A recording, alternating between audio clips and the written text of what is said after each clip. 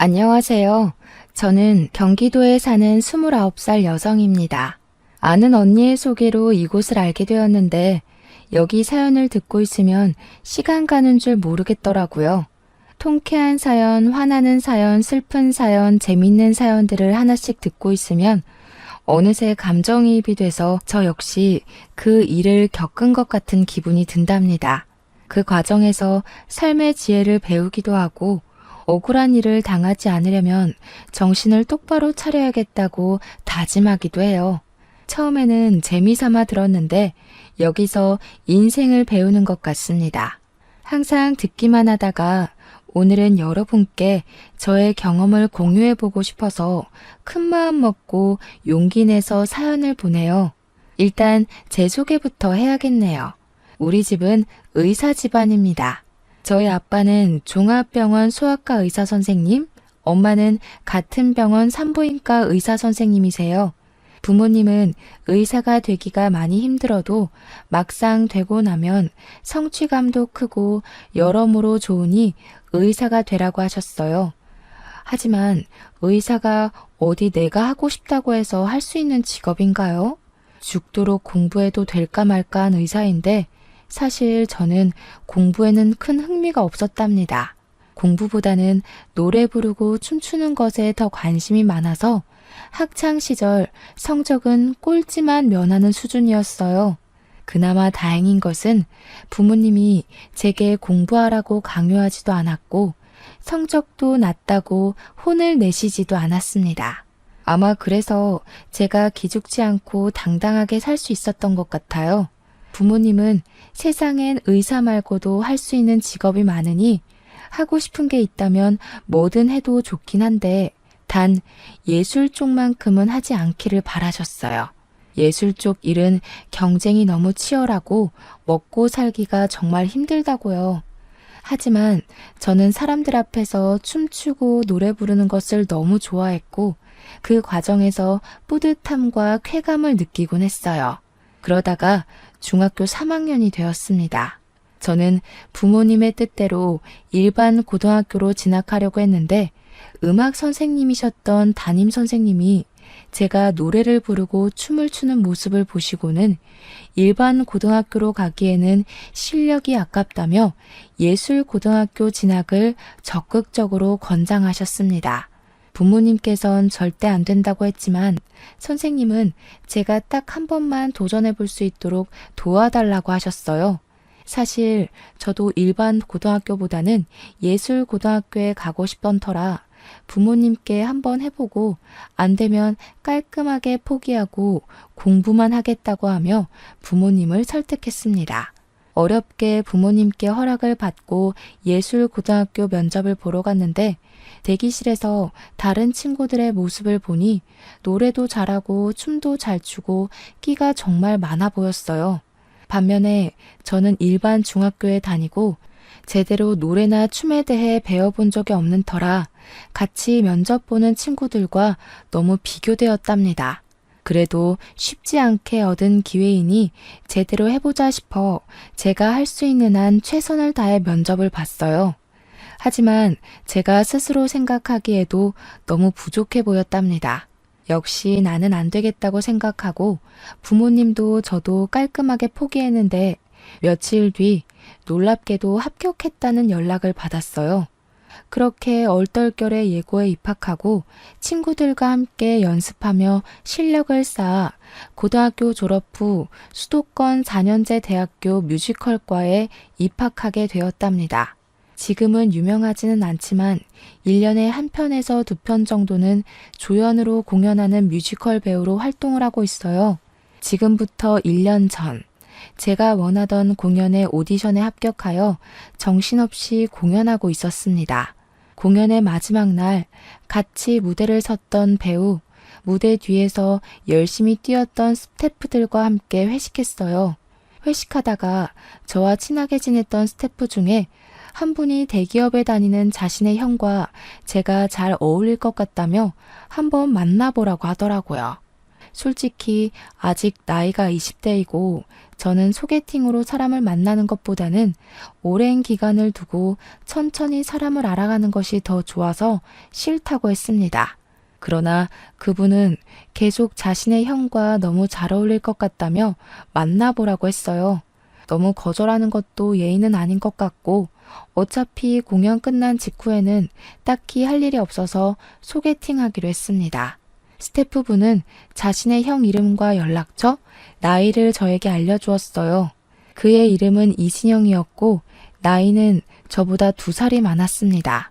연락처를 등록하니 카톡에 사진이 뜨길래 사진을 보니 외모가 배우 못지않게 잘생겼더라고요. 사실 스태프분은 조금 덩치도 크고 푸근한 이미지인데 형님은 서양적인 외모의 훈남이었습니다. 사진을 보고 있는데 이분한테 카톡이 왔어요.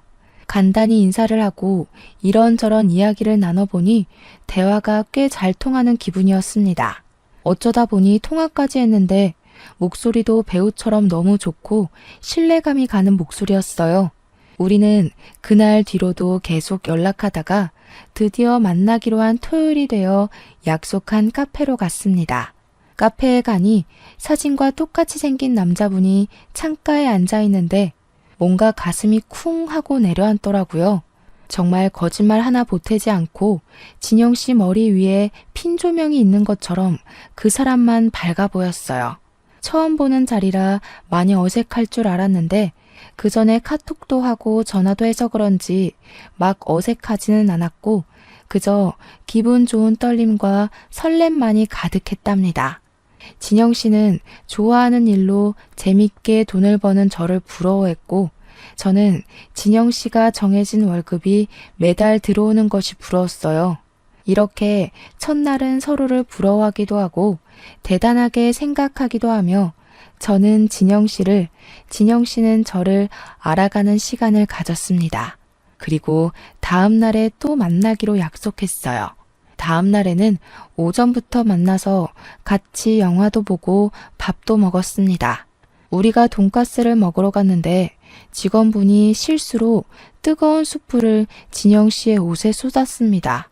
솔직히 뜨겁고 옷도 더러워져서 짜증이 났을 텐데 그래도 웃으면서 괜찮다고 하는 모습이 참 좋아 보였어요.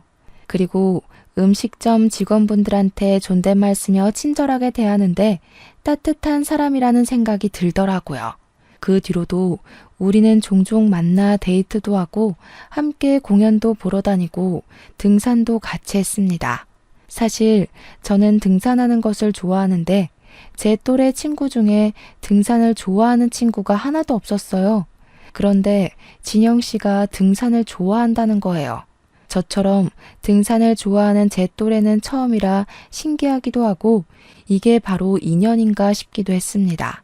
이렇게 매일 연락을 하고 일주일에 한 번은 같이 시간을 보내며 서로에 대한 호감을 쌓아갔고 결국 연인이 되었어요. 저와 진영 씨는 모든 면이 잘 맞았는데 딱 2가지가 거슬렸어요. 첫 번째는 저녁만 되면 연락이 아예 되지가 않았습니다. 하루는 너무 답답해서 왜 저녁만 되면 연락이 되지 않냐고 물으니 집에 부모님이랑 같이 있기도 하고 저녁 때는 이것저것 공부도 해서 연락하기가 힘들다는 거예요. 처음에는 조금 이해가 가지 않았지만 어른들과 같이 살기도 하고 본인의 미래를 위해 공부도 해야 하니 그럴 수도 있겠다고 생각했어요. 그리고 2번째는 데이트하는데 휴대전화를 자주 받습니다. 도대체 무엇을 보고 있는지 물어보니 코인에 투자해서 돈을 벌고 있대요. 저는 코인에 투자하다가 잘못되면 다 잃는 거 아니냐고 했는데 소액으로 공부해 가면서 조심히 하고 있어서 그동안 손해본 것은 없다고 했습니다. 그래도 제가 걱정을 하니 진영 씨는 요새는 월급만으로는 살 수 없다며 투자도 해야지 돈을 번다고 했어요. 그러면서 빨리 돈을 많이 모아서 저와 결혼하고 싶다고 하더라고요. 사실 우리가 만난 지 얼마 되지 않았기에 그때는 결혼이라는 단어가 참 부담스러웠습니다. 하지만 만나면 만날수록 대화가 잘 통했고 같이 있으면 재밌었기에 진영 씨를 향한 제 마음이 점점 더 깊어져 갔어요. 진영 씨 역시 저에 대한 마음이 깊어졌는지 저에게 결혼 이야기를 계속했습니다. 결국 우리는 만난 지 6개월 만에 결혼까지 생각하고 집에 정식으로 인사드리게 되었어요.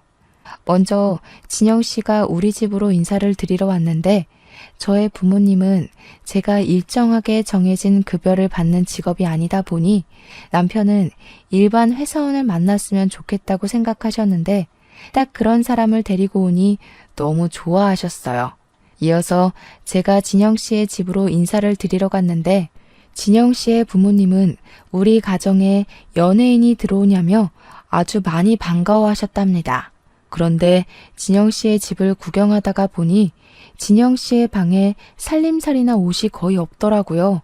사람이 사는 방인데 너무 허전해 보여서 왜 이리도 뭐가 없냐고 물으니 조금 당황해하는 것 같았습니다. 처음에는 대답하지 않으려 하다가 제가 계속 물어보니 사실 자기가 방에 짐을 두는 것을 싫어해서 다 다락방에 넣어놨다고 해요.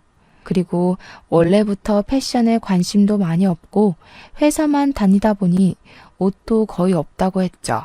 제가 남자 형제가 없어서 잘 모르기는 하지만 뮤지컬을 할 때 남자 배우나 스태프분들을 보면 거의 매일 똑같은 옷을 입고 오긴 했습니다.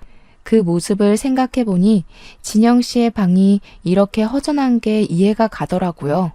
아무튼 우리는 문제없이 결혼 승낙을 받았고 이제는 예비 남편이 된 진영 씨와 저는 함께 결혼을 준비하기 시작했습니다. 먼저 우리의 신혼집과 혼수를 어떻게 마련할지에 대해서 이야기했어요. 저는 결혼할 때 신혼집과 혼수를 반반씩 하는 것이 좋다고 말하며 그동안 제가 모은 돈을 공개했습니다. 사실 저는 공연이 있을 때는 뮤지컬 배우 일을 하지만 공연이 없을 때는 많은 아르바이트를 했어요. 배우라는 직업이 다양한 삶을 표현해내야 하잖아요. 관객이 충분히 공감될 만한 연기를 하기 위해서는 최대한 많은 경험을 하는 것이 좋을 것 같아 음악학원 강사부터 편의점, 식당, 택배 아르바이트 등 어지간한 아르바이트를 다 했어요. 그리고 어린 시절부터 세뱃돈이나 용돈을 받으면 다 차곡차곡 모아둬서 그동안 통장에 모아둔 돈이 7천만 원 정도가 있었습니다. 또한 결혼하면 부모님이 2억 정도는 보태주실 수 있다고 하셨어요. 반면에 예비 남편은 그동안 모아둔 돈이 1,000만 원이 다였습니다. 대기업이면 월급도 많이 받을 텐데 그동안 받은 돈 다 어디로 썼냐고 물었더니 부모님 생활비와 병원비 드리고 남동생 용돈도 줬다고 했어요. 그리고 얼마 전에 코인을 하며 돈을 좀 잃어버려서 지금 이거밖에 없다는 거예요. 결혼하는데 돈이 다는 아니지만 그래도 현실적으로 적지 않은 비중을 차지하기에 조금 걱정이 되었습니다. 예비 남편은 그런 저의 생각을 눈치챘는지 코인으로 잃은 돈을 되찾기만 하면 코인에서 손을 뗄 것이고 부모님과 남동생의 용돈을 줄이겠다고 했어요. 그러면서 예비 시아버지는 지금 아파트에서 경비 일을 하고 계시지만 젊은 시절 대기업에서 근무하셔서 그때 모아둔 돈도 있고 퇴직금도 있어서 부모님의 노후는 걱정이 없고 남동생도 꾸준히 일하고 있으니 앞으로 돈 때문에 많이 힘든 일은 없을 것이라고 했습니다. 저는 예비 남편이 모은 돈이 생각보다 너무 없어서 조금 걱정되긴 했지만 부모님의 노후 걱정은 하지 않아도 된다고 하고 예비 남편은 대기업에 다니니 큰 문제가 없다고 생각했어요. 신혼여행은 예비 남편이 회사 일이 바빠서 계속 연락을 주고받아야 하니 외국은 안 될 것 같고 제주도로 가자고 했습니다. 내심 해외로 가고 싶었으나 제주도를 한 번도 못 가봐서 남편의 뜻에 따르기로 했네요. 그리고 원래는 예단 같은 것은 하지 않기로 했었지만 부모님은 그래도 할 것은 해야 나중에 할 말 다 하고 산다며 예단을 하라고 하셨어요. 그래서 예비 시부모님께 1,000만 원을 드리고 정장에 명품 가방까지 드렸습니다. 원래 예단비 1,000만 원 드리면 봉채비로 절반 정도 다시 돌려주신다고 하던데 그런 건 없었어요. 주시면 감사하겠지만 다시 받으려고 보낸 건 아니기에 그냥 그러려니 했답니다. 우리의 결혼 준비는 큰 싸움 없이 아주 무난하게 잘 진행되었어요. 드디어 결혼식 날이 되었습니다. 하객들이 오시는데 제 쪽과 남편 쪽 하객의 분위기가 너무 달랐어요. 저의 하객들은 다들 시끌벅적한데 남편의 하객들은 이상하리만치 조용했습니다. 하객끼리 서로 아는 것 같지도 않고 그냥 영화 보러 온 사람들처럼 다들 가만히 앉아만 있었어요. 결혼 사진을 찍는데도 되게 어색하더라고요. 처음에는 조금 이상했지만 제 쪽의 하객은 대부분 뮤지컬 업계 종사자들이라 감정 표현하는 것이 아주 익숙한 사람들이고 남편 쪽의 하객은 대부분 직장인이라 감정 표현을 잘 하지 않는 사람들이기에 분위기가 다른 거로 생각했습니다. 무사히 결혼식을 마치고 우리는 설레는 마음으로 제주도로 향했어요. 제주도 이곳저곳을 구경하는데 자꾸 회사 이대리라는 분이 남편에게 전화하더라고요. 남편은 이대리님한테 전화가 오면 회사 일이라 옆에 누가 있으면 불편하다며 혼자 몰래 가서 통화했습니다.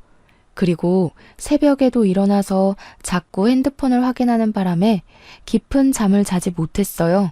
도대체 뭘 보길래 잠을 자지 않냐고 짜증을 내니 그동안 물린 코인을 탈출할 수 있는 날이 얼마 남지 않았다며 조금만 이해해달라고 했습니다. 신혼여행을 왔는데 자꾸 회사 사람들과 연락만 하고 코인창만 들여다보고 있는 남편을 보니 연애 시절에 따뜻하고 자상하고 세심했던 그 남자는 어디에 갔나 하는 생각이 들었어요. 후회되긴 했지만 그래도 이미 제가 선택한 남자인 걸 어찌합니까? 그저 빨리 코인이 팍 올라서 잃은 돈을 다 찾기만을 바랐네요. 이렇게 그다지 기분이 좋지 않은 신혼여행을 마치고 시댁에 인사를 드리러 갔습니다. 시댁에서는 시부모님과 우리를 연결해 주신 도련님이 여행 잘 다녀왔냐고 하시며 음식을 잔뜩 준비해 주셨더라고요. 저녁 식사를 마치고 시댁에서 하룻밤 자기 위해 남편이 지내던 방에 짐을 푸는데 남편이 시부모님과 잠깐 대화할 것이 있다고 시부모님 방으로 건너갔습니다. 같이 가려다가 좀 불편할 것 같아서 그냥 혼자 방에 있다가 먼저 잠이 들어버렸어요. 그러다가 목이 말라서 깼는데 남편이 어느새 들어와 제 옆에서 자고 있더라고요. 저는 남편이 깰까봐 조심히 방문을 열어 거실로 나왔습니다. 시부모님이 주무시는 줄 알았는데 큰 방에서 대화 중이셨어요. 작게 이야기하시는 것 같았지만 너무 조용한 새벽이라 소리가 아주 잘 들렸습니다. 대충 들어보니 저와 남편에 관해 이야기하는 것 같아서 몰래 들었는데 진영이와 고은이가 어쩌고 저쩌고 하시더라고요. 제 이름은 이다은이고 남편에게 여자 형제도 없는데 고은이는 누구지 싶었다가 어르신들은 사람 이름을 잘못 부르시곤 하시니 그저 제 이름 다은이를 고은이라고 잘못 말했겠거니 하고 말았답니다.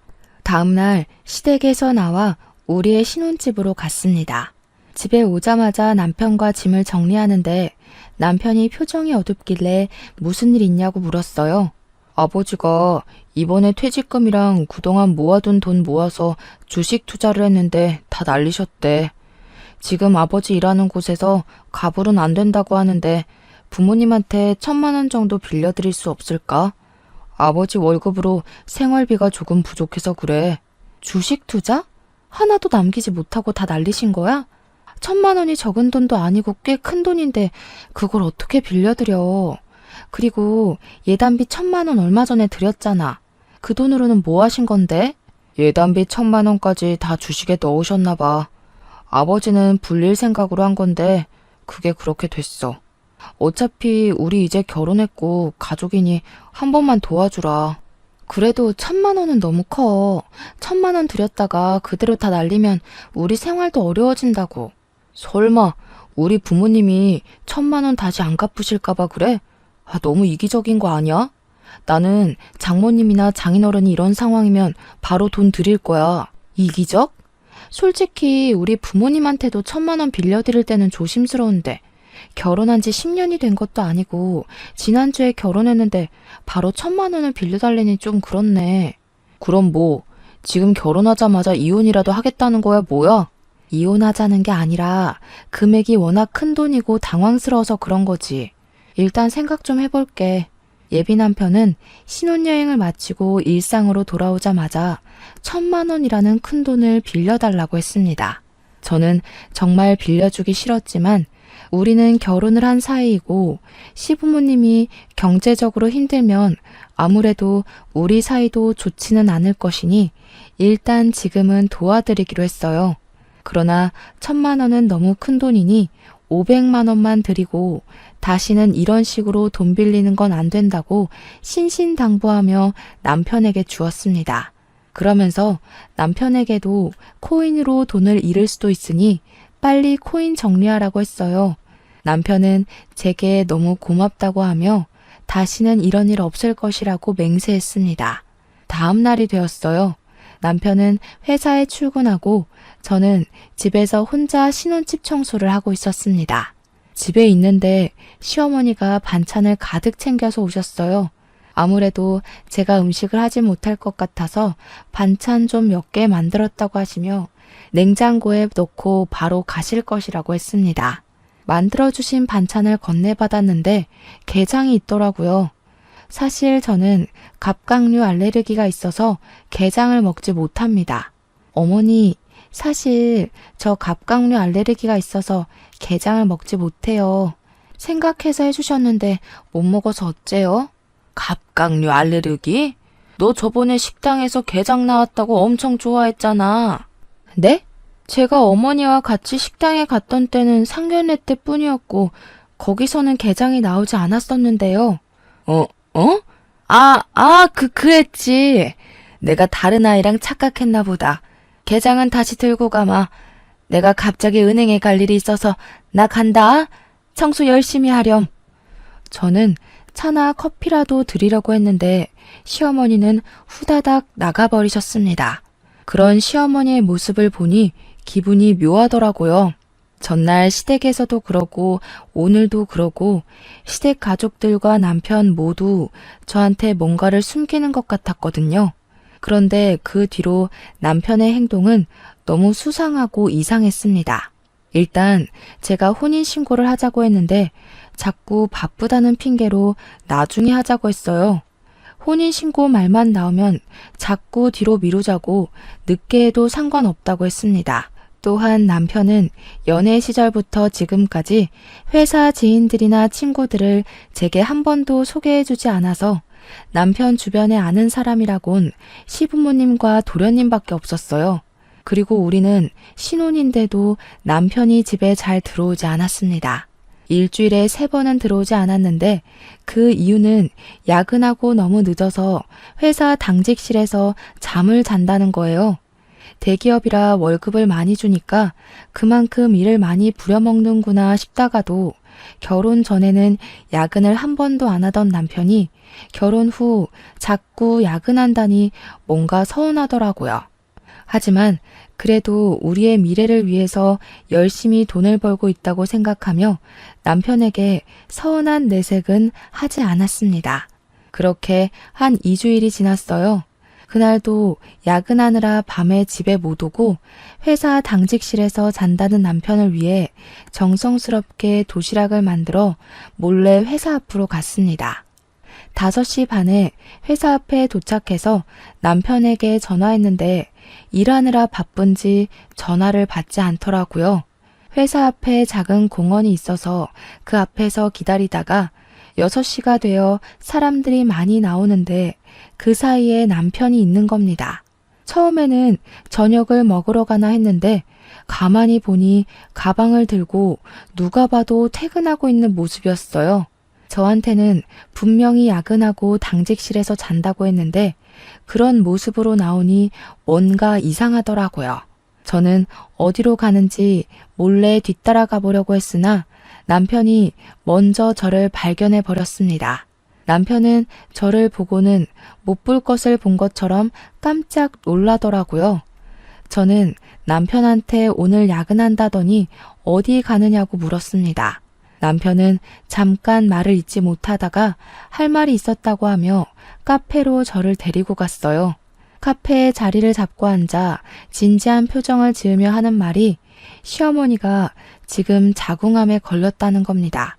원래 몸이 좋으시지는 않았는데 최근에 아버지가 주식으로 전 재산 다 잃고 나서 자궁암까지 걸렸다고 했어요. 지금 초기이기는 하지만 수술을 꼭 해야 한다는데 아버지의 월급이 얼마 되지 않고 남편도 결혼한다고 이것저것 사느라 돈이 없고 남동생도 요새 경제적으로 힘들어서 수술비 마련을 하지 못했다고 했습니다.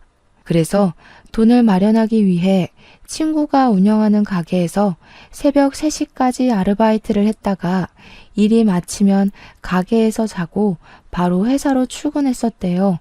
제가 힘들지 않냐고 하니 어차피 친구 가게에서 매일 일을 하는 것도 아니고 일주일에 3일 정도만 하는 거니까 괜찮다고 했습니다. 그러면서 신혼인데 이런 얘기만 해서 미안하다고 울먹이는데 남편이 너무 불쌍해 보이더라고요. 그래서 말인데 딱 한 번만 더 1,000만 원 정도 빌려달라고 하면 빌려줄 수 있어? 나 반드시 갚을게. 지금은 상황이 이래서 그렇지만 내가 공사판에서 일하면서라도 꼭 갚을게. 솔직히 조금 빌려주기 그렇긴 하지만 일단 편찮으신 어머니 수술은 해야 하니까 돈 빌려줄게. 대신에 이번엔 차용증 쓰자. 여보가 서운해도 1,000만 원이 적은 돈이 아니니까 확실히 해두는 편이 나을 것 같아. 이해하지? 그럼 이해하지. 고마워. 그리고 부탁이 있는데 엄마가 여보의 돈으로 암 수술 받아야 하는 거 알면 많이 불편해하실 것 같은데 그냥 엄마가 편찮으신 건 여보는 모른 척 해주면 안 될까? 뭐? 아무리 그래도 며느리인데 어떻게 암 수술하시는 것을 모르는 척해. 그건 아니지. 그렇긴 한데 그래도 엄마도 그러고 아버지도 돈을 빌리는 것에 대해 많이 불편해하셔서 그래. 사실 얼마 전에 500만 원 빌릴 때도 아버지가 정말 면목이 없다고 하셨거든. 지금 엄마 수술도 여보 돈으로 한다는 거 알면 두 분 심적으로 매우 힘들어 하실 거야. 그냥 여보는 모른 척 해줘. 부탁이야. 남편의 이야기가 잘 이해가 되지는 않았지만 환자가 원한다는데 마음 편하게 해주는 것이 더 나을 것 같아 그냥 알겠다고 했습니다. 저는 남편과 집에 가서 돈을 빌려주겠다는 차용증을 썼어요. 남편은 부부간에 계좌이체를 하면 나중에 세금을 내야 할 수도 있다며 1,000만 원을 본인의 통장이 아닌 현금으로 요구를 하더라고요. 사실 세금에 관한 내용은 잘 몰랐기에 남편의 말을 따라 다음날 1,000만 원을 뽑아서 퇴근한 남편에게 주었습니다. 남편은 돈을 보며 너무 고맙다고 하고 엄마한테 말씀드려야겠다고 시댁에 간다고 했어요. 그리고 부모님과 이야기하다가 늦어질 수도 있으니 혹시라도 자기가 너무 늦으면 기다리지 말고 먼저 자라고 했습니다. 그래서 저는 그날도 남편 없이 혼자 잠이 들었네요. 그 뒤로 남편은 시어머니 병간호를 해야 한다고 일주일에 3번 정도는 집에 들어오지 않았습니다. 주말에도 남편은 병원에 있느라 저 혼자 시간을 보내야만 했죠. 어머니 수술은 잘하셨는지 물어보니 제게 돈을 받고 바로 다음날 수술하셨는데 잘 됐다고 했어요. 제가 그래도 며느리인데 정말 가지 않아도 되냐고 물으니 엄마가 너무 불편하다고 절대 오지 말라고 했다는 겁니다. 그럼 전화라도 드리겠다고 하니 지금은 엄마가 힘들어하셔서 전화도 하지 말고 다음 달에 한번 찾아가자고 했습니다. 그렇게 한 달 정도가 지났어요. 뮤지컬 오디션 공고가 떠서 오디션 준비를 하는데 소아과에서 근무하시는 아빠한테 전화가 왔습니다. 제가 전화를 받자마자 대뜸 아빠는 혼인신고 했냐고 물으셨어요. 남편이 바빠서 혼인신고는 하지 않았는데 왜 그러시냐고 물었더니 병원에 5살 정도 되는 남자아기가 입원했는데 남편이랑 너무 똑같이 생겼다는 것이에요. 세상에 닮은 사람들이 많이 있으니 그럴 수도 있다 치지만 문제는 이 아이의 차트를 보니까 세대주가 남편 이름, 즉 이진영으로 되어 있다고 합니다. 회진을 돌 때마다 항상 엄마만 있어서 이 아이의 아빠는 보지 못했지만 뭔가 느낌이 이상하다는 거예요. 병원에 있으면서 한번 예의주시하며 볼 테니 저도 혼인신고는 하지 말고 그냥 있으라고 하셨어요. 일단 알겠다고 하고 끊었는데 제 눈으로 확실히 확인해 봐야겠다는 생각이 들어 아빠가 근무하시는 병원으로 달려갔습니다. 아빠가 말씀하셨던 아이를 보니 정말 남편이랑 너무 똑같이 생겼더라고요.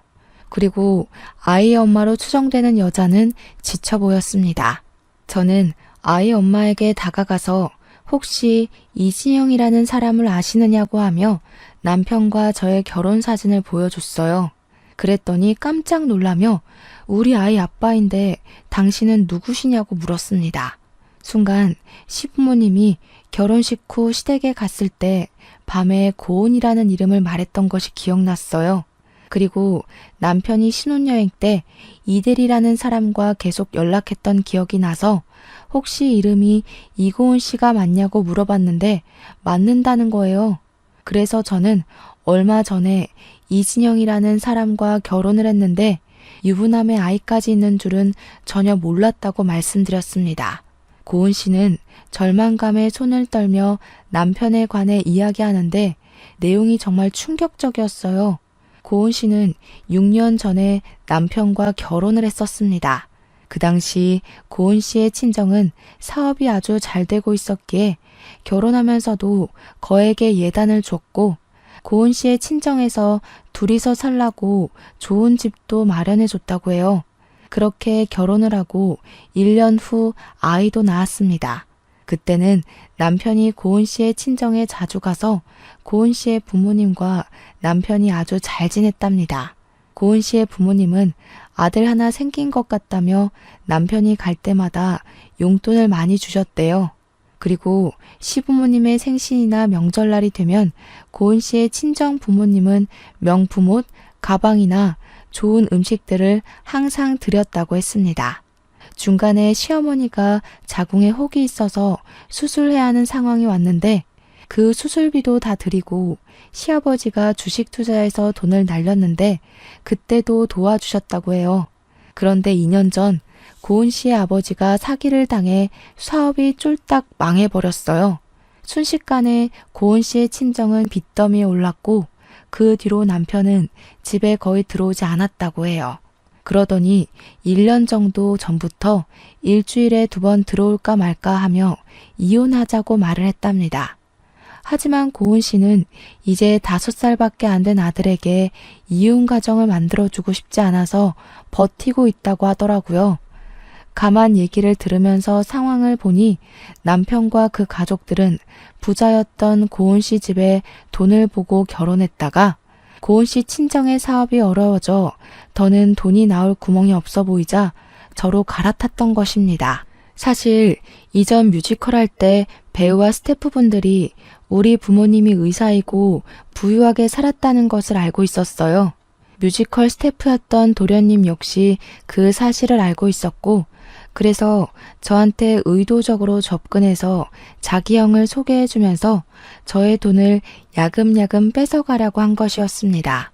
이 모든 사실을 알게 되자 너무 화가 났어요. 그리고 이제야 남편의 수상했던 모든 행적이 이해가 되기 시작했습니다. 연애 때 밤만 되면 연락이 되지 않았던 것은 부모님이 아니라 고은 씨 집에 있느라 연락이 되지 않았던 것이었어요. 결혼식 때 하객들이 그리 어색했던 것은 실제 지인들이 아니라 하객 아르바이트를 하는 사람들이었기 때문이었고 제주도 신혼여행 때 계속 연락하던 이 대리는 회사 사람이 아니라 바로 내 앞에 있는 이분이었습니다. 아버지의 주식 투자로 전 재산을 날렸다는 것도 어머니께서 암 수술을 받으시는 것도 제 돈을 뜯어내기 위한 남편과 그 가족들의 거짓말이었다는 생각이 들었어요. 고은 씨는 표정이 굳은 저에게 혹시 어떻게 진영 씨와 결혼을 하게 되었냐고 물었습니다. 그래서 제가 남편과 만나고 결혼까지 한 모든 상황을 설명해 주니 고은 씨는 이혼하자길래 대충 다른 여자가 생긴 것 정도는 알고 있었지만 이렇게 결혼식까지 해서 이미 가정을 차렸을 줄은 몰랐다고 했어요. 저와 고은 씨는 남편의 이중 생활에 너무 충격을 받아 한동안 말을 잇지 못했고 분노했습니다. 저는 일단 아이가 아프니 퇴원 후 연락 달라고 하고 우리 둘이 연락처를 서로 교환했어요. 고은 씨와 헤어진 후 먼저 아빠한테 이 모든 상황을 말씀드렸습니다. 아빠는 어떻게 사람이 이럴 수 있냐고 뭐라고 하시고 어차피 혼인신고 안 했으니 당장 갈라서라고 하셨어요. 저도 당장 갈라서야겠다고 생각은 했지만 이전에 빌려준 돈이 있어서 돈은 받고 헤어져야겠다고 했습니다. 그랬더니 아빠는 돈을 왜 함부로 빌려주냐고 하시며 일단 정확하게 어떻게 해야 돈을 받을 수 있는지에 대해 상담을 해보라며 아는 변호사를 추천해 주셨어요. 변호사님과 상담하고 집에 가서 제 짐과 변호사님의 조언대로 사실혼 관계였음을 입증할 각종 사진과 서류를 챙겨서 신혼집에서 나왔습니다. 바로 친정으로 가려다가 잠깐 시댁에 들렸어요. 어머니가 진짜 수술을 하신 것인지 아닌지 제 눈으로 똑똑히 확인하고 싶었거든요. 시댁에 가니 친구분이 시어머니를 뵈러 오셨길래 인사를 드리고 시어머니께 몸은 괜찮으시냐고 물었습니다. 그랬더니 시어머니는 아주 당황하시며 우물쭈물 하시더라고요. 그 모습을 보시던 시어머니 친구분은 며느리가 시어머니를 이렇게 챙겨줘서 시어머니가 건강하신가 보다고 하셨습니다. 저는 아니라고 하며 얼마 전에 시어머니 수술하셨는데 병원에 가보지도 못한 며느리라고 하니 친구분은 2주 전에 지방으로 여행을 다녀왔는데 무슨 소리를 하느냐고 하시더군요. 예상은 했지만 역시 어머니의 암수술도 다 거짓말이었습니다.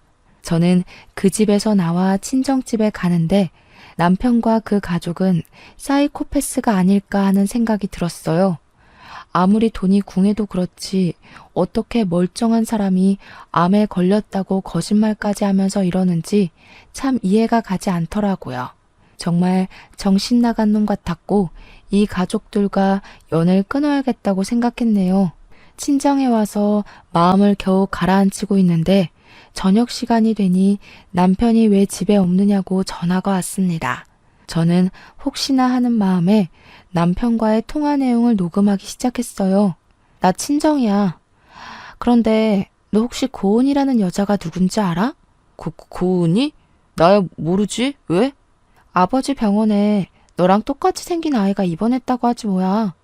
그래서 내가 오늘 그 아이 보러 갔는데 그 아이 이름은 은호이고 그 엄마 이름이 이고은 씨더라. 고은 씨는 너 안다던데. 너는 모르는가 보지? 뭐? 만났어? 그래, 만났다. 고은 씨 친정 사업 망해서 돈 뜯어낼 새로운 여자 찾고 있었냐? 진짜 어떻게 네 자식까지 낳아준 여자를 그렇게 하루아침에 차버릴 수가 있냐? 네가 그러고도 사람이야? 그리고 너네 엄마 수술했다며? 오늘 집에 가보니까 수술하고 입원해 계실 2주 전에 지방으로 여행 가셨다던데? 어떻게 너도 그렇고 너네 가족도 그렇고 그런 거짓말을 해? 그러고도 너희들이 제정신이야? 우리 결혼도 안 했으니 바로 갈라서자. 난 너네 가족처럼 사이코의 정신병자 같은 사람들과 가족으로 못 살겠다. 야, 아무리 그래도 어떻게 사이코의 정신병자라고 할 수가 있어? 너무한 거 아니야? 그래, 솔직히 아버지랑 나랑 코인이랑 주식에 돈 다 날려서 돈 필요해서 거짓말한 거는 맞는데 그래도 살면서 너에게 빌린 1,500만 원 다 갚으려고 했어. 그리고 고은이 걔랑은 성격 안 맞아서 1년 전부터 이혼하려고 했어. 걔랑 이혼하고 너랑 정식으로 혼인신고하려고 했다고. 이 와중에 너는 뭐가 이리 당당한 거야? 진짜 어이가 없고 황당해서 할 말이 없다. 제정신이 아닌 너랑 더는 대화도 못하겠어. 어차피 우리 혼인신고도 안 했고 같이 산 날도 얼마 되지 않으니 갈라서자. 사실혼 관계 이혼 소송할 테니까 위자료랑 빌려간 돈이나 준비해놔. 내가 빌려줬던 돈 1,500만 원에서 1원도 안 빼놓고 다 받을 거야. 알겠어? 이 상황에서도 당당하게 목소리만 큰 남편이 진절머리 나게 싫기도 하고 제정신이 아닌 것 같아 무서웠습니다. 남편에 대한 진실을 아시게 된 부모님은 그래도 아이가 없을 때 이 사람의 실체를 알게 돼서 천만 다행이라고 하시며 위로해 주셨어요. 다음 날 저는 아침이 되자마자 사실혼 관계였음을 입증할 각종 사진이나 서류들을 챙겨서 다시 변호사 사무실로 갔습니다. 변호사님이 이 정도면 충분하다고 하며 바로 소송을 진행하자고 하셨어요. 소송비를 지급하고 친정집으로 갔는데 남편이 친정집 앞에서 기다리고 있더라고요. 남편은 분노에 가득 차서 저를 발견하자마자 화를 버럭버럭 냈습니다. 야, 너 어떻게 사람이 좋다고 할 때는 언제고 인제 와서 갈라서? 어이가 없어서. 내가 그년이랑 이혼하고 정리하고 온다잖아.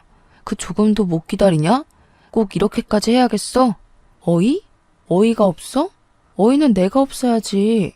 너는 아직 이혼이 완료도 되지 않은 상태에서 날 속인 주제에 뭘 잘했다고 큰 소리야? 이 정도면 가족 사기단 아니야? 진짜 너를 믿고 너와 함께 보낸 내 지나간 시간이 아깝다. 뭐? 가족 사기단? 너 말대로 이혼 먼저 하고 재혼하는 게 맞긴 하지만 어차피 이혼할 거 먼저 재혼한 다음에 이혼한 게 그렇게 죽을 죄야? 순서만 바뀌었는데 그게 왜 사기야? 그래, 오늘 그냥 너 죽고 나 죽자. 말도 안 되는 논리를 펼치며 남편이 저를 죽일 듯이 달려들었습니다. 정말 사람이 눈이 뒤집혀서 생 난리를 치는데 이러다가 제가 죽을 것 같다는 생각이 들더라고요. 핸드폰으로 경찰서에 신고하려고 했는데 핸드폰마저 빼앗아서 던져버렸어요. 순간 기적적으로 저쪽에서 경찰들이 뛰어왔습니다. 알고 보니 남편은 이전에 코인 한다고 지인에게 돈을 빌리고 갚지 않았었는데 그분이 우리 친정집 옆집에 살고 있더라고요. 이분은 오늘 쉬는 날이라 집에 있다가 잠시 담배 피우러 나왔는데 남편이 있어서 사기죄로 경찰에 신고했답니다. 그런데 남편이 저를 때리려 하고 윽박 지르고 소리를 지르자 이분이 모든 상황을 다 녹화해 두셨어요. 그 덕에 남편은 폭행죄로 벌금형까지 받았고 저는 남편에게 접근 금지 신청을 했습니다. 그리고 모든 영상을 제출하여 아주 수월하게 이혼 소송까지 진행할 수 있었어요. 남편의 과실이 확실하고 같이 산 날이 2달 정도밖에 되지 않아서 재산 분배고 뭐고 할 것도 없더라고요. 그리고 저는 빌려줬던 1,500만 원과 함께 위자료도 받았답니다. 저의 상황이 다 해결되고 나니 고은 씨가 생각이 나서 한번 연락해봤어요. 고은 씨도 이혼하고 다달이 아들 은호의 양육비는 물론 위자료까지 받기로 했대요. 그렇게 무사히 이혼하기는 했는데 저와 고은 씨는 생각하면 할수록 너무 억울하고 화가 났어요. 이런 인간은 다시는 사회에 나오지 못하도록 해야겠다 생각했습니다. 그래서 이름과 보낸 사람 주소 없이 남편의 실체를 알리는 투서를 남편의 회사로 보냈어요. 2집 살림을 한 내용부터 저를 때리고 폭행하려고 했던 동영상까지 USB에 담아서요. 그리고 우리 집 돈을 뜯어먹을 불순한 의도로 자신의 형을 소개해준 남편의 남동생도 다시는 뮤지컬 업계에서 일하지 못하게 여기저기 소문을 퍼뜨렸습니다. 솔직히 이런 사람들에게 속아 넘어간 저 자신이 너무 미련하고 바보 같아서 말하기 참 부끄럽지만 그래도 그 집이 다시는 일어서지 못하게 하고 싶었어요.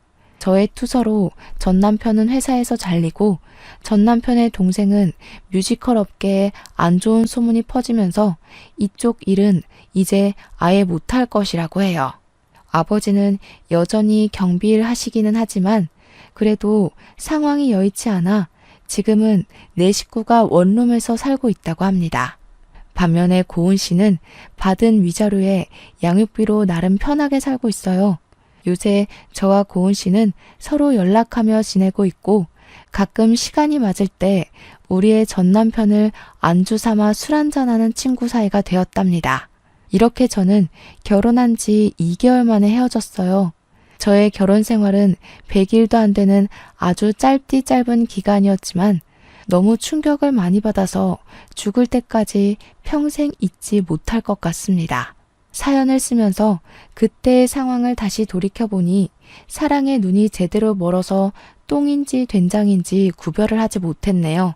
아직도 그때의 생각을 하면 저 자신이 답답하고 미련해서 욕이 나올 지경이지만 이번 일을 통해 호되게 인생을 배웠다고 생각하고 앞으로는 정신 차리고 씩씩하게 살아나가려 합니다.